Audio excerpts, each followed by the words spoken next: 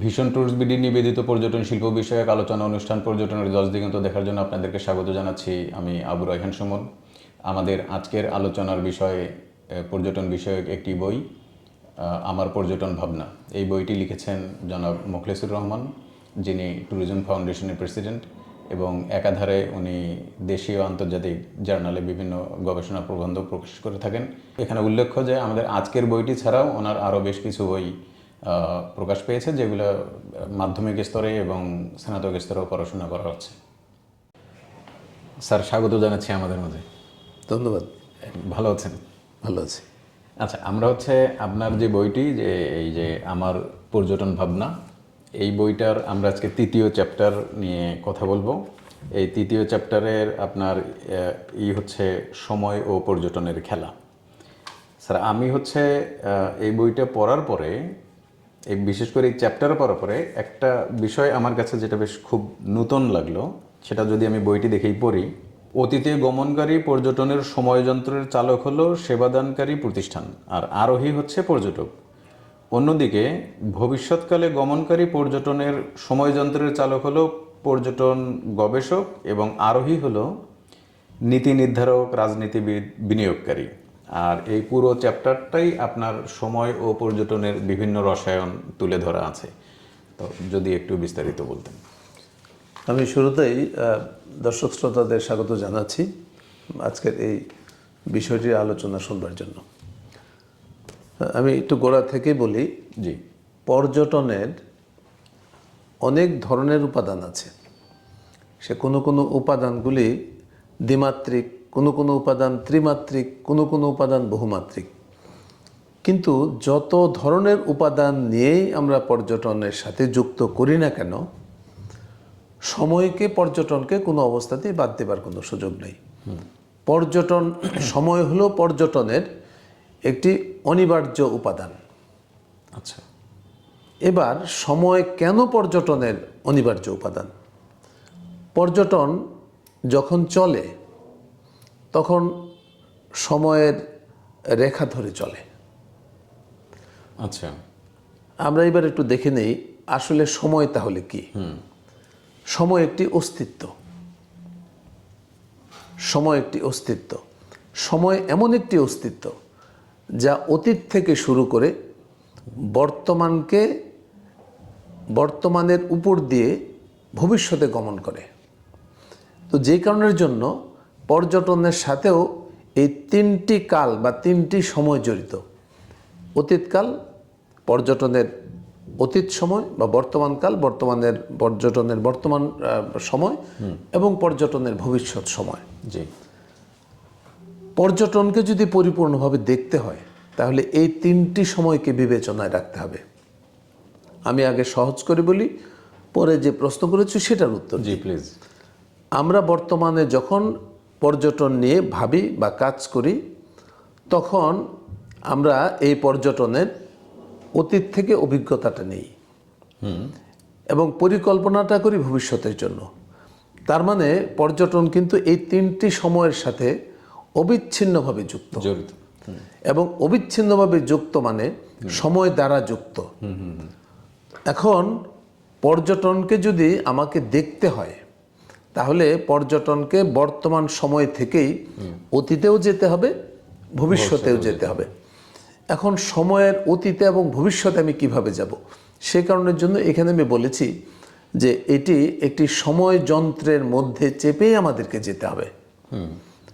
তো সময় যন্ত্রের মধ্যে চেপে যদি আমি অতীতে যাই তাহলে সেই সময় যন্ত্রের চালক কে হবে এবং আরোহী কে হবে, এবং ভবিষ্যতে যদি আমি পর্যটন সময় যন্ত্রের মধ্যে চেপে ভবিষ্যতে যাই তাহলে তার চালক কে হবে এবং আরোহী কে হবে।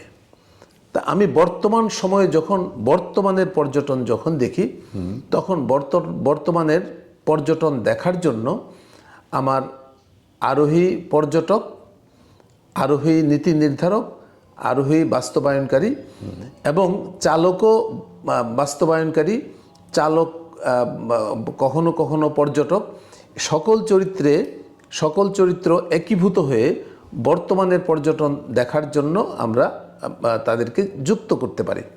কিন্তু আমি যদি অতীতে যাই, তাহলে অতীতের জন্য কি বলা আছে? অতীতের চালক হলো সেবাদানকারী প্রতিষ্ঠান এবং আরোহী হলো পর্যটক। কেন এই কথাটি কেন? এই কথাটি হলো এই কারণের জন্য, আমরা অতীত সম্বন্ধে যখন বর্তমানে বুঝতে চাই, তখন আমি বুঝতে চাই কার কাছ থেকে? আমি বুঝতে চাই আরোহীর কাছ থেকে। পর্যটকরা তার পর্যটনের অতীত অভিজ্ঞতা তিনি কি বলছেন, 1 বছর আগে পর্যটনের তার কি অভিজ্ঞতা ছিল, 2 বছর আগে তার কি অভিজ্ঞতা ছিল, 3 বছর আগে তার কি অভিজ্ঞতা ছিল, এটা আমাকে শোনার জন্য আমাকে আরোহীর কাছে যেতে হয়। আর তার চালক কে ছিল?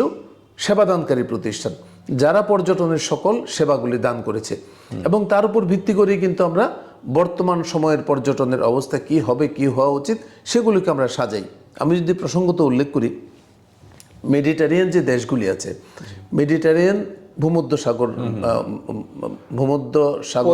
ওই অঞ্চলের যে দেশগুলি, সেই দেশগুলির অধিকাংশ দেশ, এবং আমি যদি সংখ্যাটি ভুলে না যাই, তাহলে অন্তত পক্ষে 23টি দেশের ক্যাপিটাল সিটি ওভার ট্যুরিজমে ভুগছে। আচ্ছা। এবং এই মেডিটেরিয়ান দেশগুলির এই 23টি দেশের রাজধানী কিন্তু একটা প্রচন্ড সংকটের মধ্যে ভুগছে ওভার ট্যুরিজমের জন্য। এখন আমার অভিজ্ঞতাটা কি? এই অভিজ্ঞতাটা আমি যখন নিতে চাই, তখন আমাকে কিন্তু অতীতে ফেরত যেতে হয়, যে এই জায়গাগুলিতে, এই দেশগুলিতে কি অবস্থার প্রেক্ষিতে আজকে এসে ওভার ট্যুরিজমের সংকটটি তৈরি হলো। এবং ভবিষ্যতের জন্য আমি যদি এই ক্যাপিটাল সিটিগুলিকে রক্ষা করতে চাই, তাহলে আমাকে ভবিষ্যতের যে পর্যটন পরিকল্পনা করতে হবে, তা কিন্তু অতীতের এই অভিজ্ঞতা এবং বর্তমানের চলমান অবস্থার উপর ভিত্তি করে ভবিষ্যৎ পরিকল্পনা করতে হবে। এবার আমি বলছি যে আমি তাহলে ভবিষ্যতের যাব পর্যটনের কোন টাইম মেশিনে চেপে, তার আরোহীকে, তার চালককে। তাহলে এখানে বলছি যে তার চালক হলো গবেষক। ভবিষ্যতের চালক কেন গবেষক?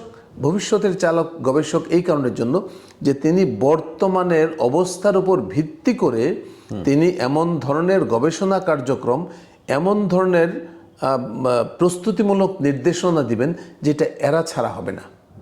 আর এটা বাস্তবায়ন করবে কে? এটি বাস্তবায়ন করবেন নীতি নির্ধারকরা, পলিটিশিয়ানরা। এটা গবেষকদের এই মত তারা বাস্তবায়ন করবেন। তো এই কথাটা বোঝাবার জন্যই আমি রূপক অর্থে এই সময় যন্ত্রের কথাটি বলেছি।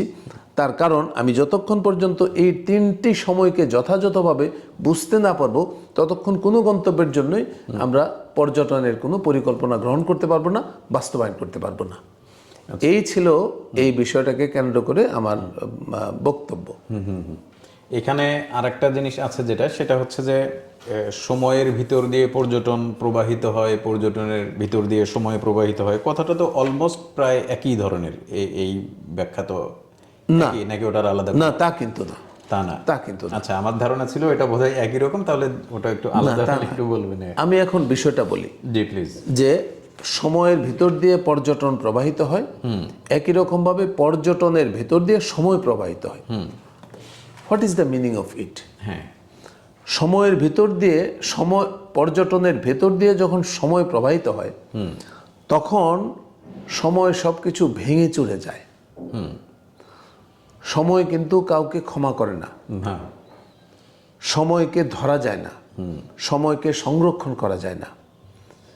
কিন্তু সময় যখন যায় তখন ভেঙে চলে যায়। সময় পর্যটনের ভিতর দিয়ে ভেঙে চলে গেলে পর্যটনের করণীয় কি? আমি পাল্টা অন্য জায়গাতে আসি, যে পর্যটন যখন সময়ের ভিতর দিয়ে যায়, তখন পর্যটন অভিজ্ঞতা সঞ্চয় করতে করতে যায়। কিন্তু সময় যখন পর্যটনের ভিতর দিয়ে যায়, তখন সময় নিষ্ঠুরভাবে পর্যটনের সকল কিছুকে ভেঙে যায়। আমি একটা উদাহরণ দিলে পরিষ্কার হবে। জি প্লিজ। কথার কথা, একটি হোটেলের ভিতর দিয়ে যখন সময় যায়, তখন হোটেলকে কিন্তু সে কোনো বিষয় বিবেচনা করে না। সময়ের সাথে সাথে হোটেলটি পুরাতন হয় এটি মেনটেন না করলে ভেঙে যায় এবং এটি যদি বা যথাযথভাবে মার্কেটিং না করে তাহলে এই হোটেলটার যে লাইফ স্পান এর ভেতরে কাস্টমার আসে না, ফলে এই বিনিয়োগটি নষ্ট হয়। তাহলে এই যে সময় চলে যাচ্ছে ও কিন্তু কোনো বিষয় কনসিডার করছে না। তো যে কারণের জন্য সময় পর্যটনের ভেতর দিয়ে যখন যায় তখন এটি খুব নিষ্ঠুর গমন সময়ের। মানে এটা কি ব্যাপার এরকম যে যেমন আমি যদি হোটেলের উদাহরণটা ধরি, ধরা যাক 5টা রুম আনসোল্ড থাকলো। না, আমি আনসোল্ডের কথাই না। আচ্ছা একটা হোটেল তৈরি হয়েছে 10 বছর আগে। আচ্ছা, তাহলে 10 বছরের হোটেলটা পুরাতন হবে, হ্যাঁ 20 বছরের হোটেলটা আরো পুরাতন হবে। এই যে সময় যে যাচ্ছে, এই হোটেল তো শুরুর দিনের মতো থাকবে না। লাইভ কমে যাচ্ছে, ওর অনেক কিছু কমে যাচ্ছে। আচ্ছা। এবং ও কিন্তু নিষ্ঠুরের অবস্থার মধ্যে নিষ্ঠুর অবস্থায় তৈরি করে যাচ্ছে। আচ্ছা, হোটেল থেকে রেভিনিউ আসবে যেটা, ওটা এখন কাউন্ট করতে না, হবে নাকি? আমি শুধু হোটেলের এই সময়টাতে আমি যদি রেভিনিউ না কালেক্ট করতে পারি তাহলে হোটেলটা নষ্ট হয়ে যাবে। Right. মার্কেটিং না করতে পারলে বিনিয়োগ নষ্ট হবে। তার মানে সময় যে যাচ্ছে ও কিন্তু কনসিডার করছে না যে ঠিক আছে হোটেলের এখন রেভিনিউ কম, তাহলে আমি একটু কম যাই। সময় তো তা যাবে না, ও যাবেই কিন্তু। হ্যাঁ, ওই যে রেভিনিউর জায়গাটাতে আমি ভাবছি যে কিছু রুম যদি আনসোল্ড থাকে তাহলে তো সেটা না, সেটি ভিন্ন জিনিস। আচ্ছা, তাহলে এই যে সময় যাচ্ছে ও কিন্তু পর্যটনের কোনো রিসোর্সকে, কোনো বিষয়কে মাপ করছে না। এটা খুব নিষ্ঠুর এক আচরণ সময়ের। হ্যাঁ এবার পর্যটন যখন সময়ের ভিতর দিয়ে যাচ্ছে তখন কি হচ্ছে, তখন পর্যটন তার অভিজ্ঞতা নিয়ে যাচ্ছে যে আমার এই পর্যটনটা এখন চলছে না, তাহলে আমি এটাকে দ্রুত চেঞ্জ করি, দ্রুত চেঞ্জ করে আবার নতুন ধরনের পর্যটন। একটা হোটেল চলছে না, আবার এটা নতুন হোটেল। একটা হোটেল চলছে না, চেইন হোটেল। তাহলে পর্যটন যখন সময়ের ভিতর দিয়ে যায় তখন পর্যটন প্রস্তুতি নিতে পারে তার নানান অভিজ্ঞতা থেকে। তার আবার যদি আমি অতীতে যাই, আবার অতীত থেকে সে অভিজ্ঞতা নিতে পারে, বর্তমান সময়ের অবস্থা থেকে তার পরিচালনার রীতিগুলি নতুন করে নির্ধারণ করতে পারে এবং ভবিষ্যতের ক্ষেত্রে আবার সে পরিকল্পনা গ্রহণ করতে পারে। এটা সময় যখন পর্যটন যখন সময়ের ভিতর দিয়ে যায়। এবার প্রশ্নটা হলো, আমি কিন্তু একটাকেও আটকাতে পারি না। সময় যে যাচ্ছে পর্যটনের ভিতর দিয়ে, এটা যেমন আমার আটকানোর কোনো ক্ষমতা নেই। পর্যটনও যখন সময়ের ভিতর দিয়ে যাত্রা শুরু করে তখন তাকেও আমার আটকানোর কোনো সুযোগ নেই। তাহলে প্রশ্নটি হলো যে আমি এই দুইটাকে একটা জায়গাতে একটা কাট অফ পয়েন্ট খুঁজে পেতে চাই, মানে এখানে যেটা একটা ইকুইলিব্রিয়াম পয়েন্ট। তাহলে আমি যদি এই পর্যটনের এই বিষয়গুলি বুঝে থাকি তাহলে আমি বিভিন্ন সময় ইকুইলিব্রিয়াম পয়েন্ট নির্ধারণ করব। যেমন সময় পর্যটনের ভিতর দিয়ে যাচ্ছে, পর্যটন সময়ের ভিতর দিয়ে যাচ্ছে, তাহলে এর একটা কমন কাট অফ পয়েন্ট পাওয়া যাবে। এই পয়েন্টটা ইকুইলিব্রিয়াম পয়েন্ট। তো এই ইকুইলিব্রিয়াম পয়েন্ট হলো আমার, ওইটা হলো আমার সর্বোত্তম পয়েন্ট। সর্বোত্তম পয়েন্ট কার জন্য? ট্যুরিজমের জন্য। মানে আমার ওই রিসোর্স, ওই সম্পদ, ওই ব্যবস্থাপনা দিয়ে সর্বোচ্চ পরিমাণে যেখান থেকে ফলটা তুলে আনা যায়, ওইটা একটা ইকুইলিব্রিয়াম পয়েন্ট। এখন প্রশ্ন হলো, ইকুইলিব্রিয়াম পয়েন্ট কি একটা জায়গায় থেমে থাকবে না। এটাও কিন্তু সময়ের সাথে সাথে পরিবর্তিত হতে থাকবে। তার মানে সময় তো একটি পরিবর্তনশীল বিষয়। এই কারণের জন্য এই ইকুইলিব্রিয়াম পয়েন্ট যদি আমি একটা সার্টেন ইন্টারভেলে এটা যদি নির্ধারণ করতে পারি, তাহলে এই ইকুইলিব্রিয়াম পয়েন্ট আমার একটি পর্যটন গন্তব্যকে, একটি রাষ্ট্রের জন্য পর্যটনের অবস্থা নির্ধারণ এবং সেই পর্যটনটিকে তুলে ধরে সেখান থেকে বেনিফিটগুলি আর্ন করার জন্য সহযোগিতা করবে। এখন প্রশ্ন হলো যে আমি যে কথাগুলি বললাম এগুলি হলো তাত্ত্বিক কথা। এই তাত্ত্বিক কথাটা আমি বাস্তবে আনবো কিভাবে? এইটা বাস্তবে আনার জন্য পর্যটন এমন একটি ক্ষেত্র যার জন্য সবচাইতে বেশি পরিমাণে গবেষণা কাজ করতে হয়। ওই যে ভবিষ্যতের টাইম মেশিনের জন্য একটি গুরুত্বপূর্ণ চরিত্র হলো আমার গবেষক। সুতরাং পর্যটনকে যদি আজকের দিন থেকে সামনের দিকে এগিয়ে নিতে চাই বা এখনকার সময় থেকে সামনের সময় নিতে চাই, তাহলে গবেষক ছাড়া কিন্তু এটি কোনো অবস্থাতেই চলবে না। অন্য অনেক ব্যবসা, অনেক বাণিজ্য, অনেক শিল্প কম গবেষণায় চলতে পারে, পর্যটন চলবে না। কারণ পর্যটনের চরিত্রটা তো ভিন্ন। পর্যটনকে বলা হয় পিপলস ইন্ডাস্ট্রি। আচ্ছা, এটা জনগণের শিল্প। পর্যটনকে বলা হয় নলেজ বেসড ইন্ডাস্ট্রি। এটা জ্ঞান ভিত্তিক শিল্প। পর্যটনকে বলা হয় সোশ্যাল ইন্ডাস্ট্রি। এটা সমাজের শিল্প। তাহলে এই যে কতগুলা জিনিস বলে পর্যটনের যে নানা ধরনের চরিত্র চিহ্নিত করা হয়েছে এরই মধ্যে। ফলে পর্যটনকে ভীষণ রকমভাবে গবেষণার আওতাভুক্ত করার কোনো বিকল্প নাই। এবং আমরা যদি এবার দেখি পৃথিবীর অন্য জায়গার দিকে, যেসব দেশগুলি পর্যটনে ভালো করছে এবং ভালো করার জন্য চেষ্টা করছে, সেই সব জায়গাতে ব্যাপক পরিমাণে পর্যটনকে কেন্দ্র করে গবেষণা কাজ হচ্ছে। তারা কি কি ধরনের গবেষণা কাজ করছে? তারা প্রথম কি বলবো, বাণিজ্যিক গবেষণা করছে, প্রায়োগিক গবেষণা করছে, তাত্ত্বিক গবেষণা করছে। এই তিন ধরনের গবেষণা কিন্তু সাইমালটেনিয়াসলি চলছে। মার্কেটটা নিয়ে আমার কি অবস্থা, এটা একটা গবেষণা। আমার প্রোডাক্ট ডেভেলপমেন্ট কি অবস্থা, এটা একটা গবেষণা।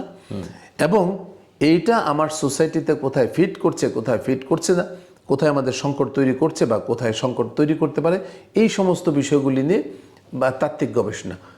ফলে পর্যটনকে, এই পর্যটন এবং সময়ের খেলা, সময় ও পর্যটনের খেলা, এই প্রবন্ধে মূলত আমি যে এই কথাগুলি বলার চেষ্টা করেছি সেটা হলো সময়ের যে পর্যটনের সাথে এই যে নিষ্ঠুর এবং অঙ্গাঙ্গী এক সম্পর্ক, এইটাকে যদি আমরা ধরতে না পারি এবং এইটাকে ধরে যদি সময় অনুযায়ী সময় উপযোগী ব্যবস্থা গ্রহণ না করতে পারি, তাহলে ওই সময় পর্যটনের ভেতর দিয়ে যাবে এবং পর্যটনকে ভেঙে চুরে দিয়ে চলে যাবে।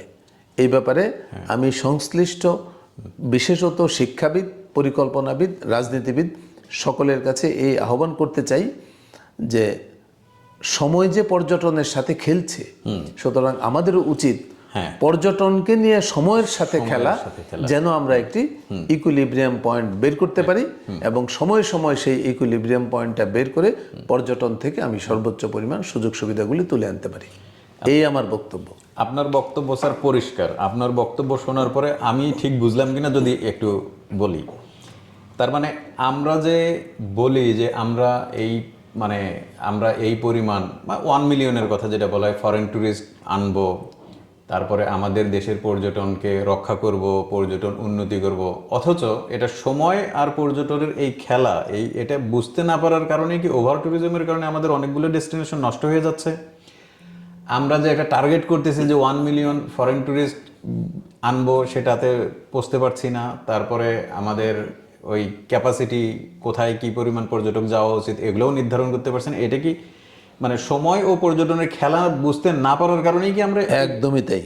আচ্ছা, একদমই তাই। এবং ওই কিছুক্ষণ আগে যে আলোচনা করলাম সেখানে যাই যে আমার অতীতের পর্যটন, বর্তমানের পর্যটন এবং ভবিষ্যতের পর্যটন, এই তিনটাকে যদি আমরা একটি সময়ের রেখায় যদি এটাকে গেঁথে আনতে পারি, গাঁথতে পারি, তাহলে এই সবগুলি প্রশ্নের উত্তর পাওয়া যাবে। আমি যদি বলি 1 মিলিয়ন, কিসের ভিত্তিতে আমরা 1 মিলিয়ন নির্ধারণ করলাম? সেটাই তো, যে কেন এটা কেন 3 মিলিয়ন না, কেন 10 মিলিয়ন না? এই একটা বিষয়।